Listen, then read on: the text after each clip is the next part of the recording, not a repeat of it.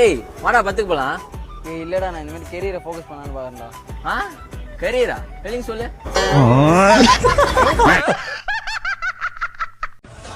டேய் மச்சான், நாய் இல்லைன்னா காசு கூட நம்மளை மதிக்காதுடா. இது நான் ஏதோ ஒரு கமெண்ட்ல விட நான் ஆல்ரெடி படிச்சிருக்கேன்டா.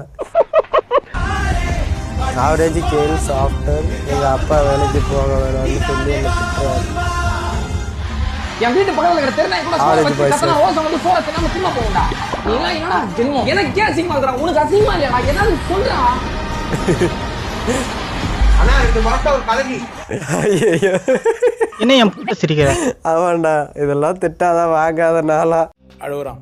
ஆஃப்டர் 20 இதெல்லாம் அந்த பெருமையா? கடமை.